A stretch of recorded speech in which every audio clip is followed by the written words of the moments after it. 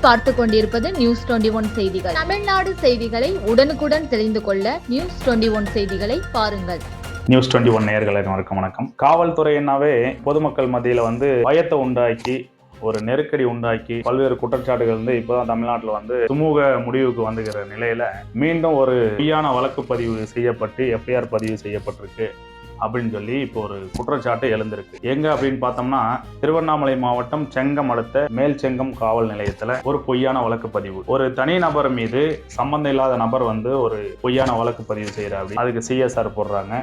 அந்த சிஎஸ்ஆர் மூலயமா விசாரணை பண்றாங்க. விசாரணை பண்ணி இதுக்கு எந்த ஒரு முகாந்திரம் இல்லை அப்படின்ற ஒரு நிலைப்பாடு வந்ததுக்கு அப்புறம் அதை அப்படியே க்ளோஸ் பண்ணிடுறாங்க. இது நடந்து 2014 நடந்திருக்குன்னு சொல்லிட்டு பாதிக்கப்பட்டவருடைய தரப்புடைய புகார். 2014 நடந்த சம்பவத்துக்கு கடந்த ஒரு வாரத்துக்கு முன்னாடி திருவண்ணாமலை மாவட்டம் செங்கம் துணை கண்காணிப்பாளர் அவருடைய உத்தரவின் பேரில் மேல் செங்கம் காவல் நிலையத்தில் காவல் உதவி ஆய்வாளர் ஒரு எஃப்ஐஆர் பதிவு பண்றாரு. 2014 நடக்கின்ற பிரச்சனைக்கு அப்பயே தீர்வு காணப்பட்டாச்சு. அந்த கேஸுக்கு இப்போ எஃப்ஐஆர் போட்டு முகாந்திரமே இல்லாம ஒரு போலியான ஒரு எந்த ஒரு அடிப்படை ஆவணம் இல்லாம எந்த ஒரு சாட்சியும் இல்லாம ஒரு எஃப்ஐஆர் பதிவு பண்ணி எதிர் நபரை மன உளைச்சலுக்கு உண்டாக்கிறாங்கன்னு சொல்லிட்டு தற்போது ஒரு புகார் எழுந்திருக்கு. இந்த புகார் அடிப்படையில் நம்ம துறை சார்ந்த அதிகாரிகள் கள ஆய்வு செய்யும் போது இது ஒரு போலியான புகார் தான் அப்படின்னு தெரிய வருது. இந்த போலியான புகாரை எஃப்ஐஆரும் பதிவு பட்டிருக்காங்க. எஃப்ஐஆர் எதனால நீங்க பதிவு பண்ணிருக்கீங்கன்னு கேட்கும்போது அவர்களுக்கே திண்டாடுறாங்க.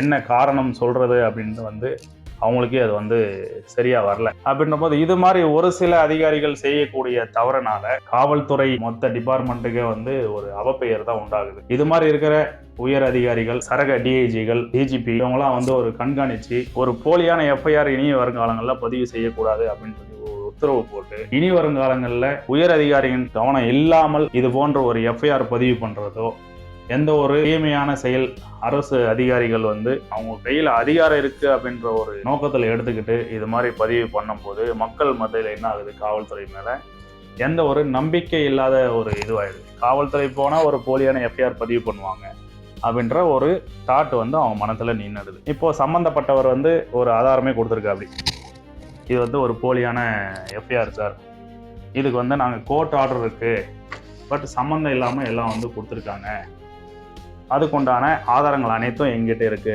அப்படின்னு சொல்லிட்டு மொத்த ஆதாரமும் நம்ம சேனலுக்கு வழங்கியிருக்காங்க. இது துறை சார்ந்த அதிகாரிகள் யார் என்னன்னு பார்த்து இதுக்குண்டான சொல்யூஷன் வழங்கணும். இதுதான் அந்த பாதிக்கப்பட்டவர்களுடைய கோரிக்கையா இருக்கு. இந்த போலியான எஃப்ஐஆர் உடனே ரத்து செய்யணும். காவல்துறை உயர் அதிகாரிகள், மாவட்ட எஸ்பிஐ அல்லது மாவட்ட சரக டிஐஜி இவங்க இவங்களுடைய கவனத்துக்கு சென்று இந்த போலியான எஃப்ஐஆரை உடனே கேன்சல் பண்ணணும்னு சொல்லி தான் பாதிக்கப்பட்டவர்கள் முழு கோரிக்கையா இருக்கு. பொறுத்திருந்து பார்ப்போம் என்ன நடக்குதுன்று. நன்றி, வணக்கம்.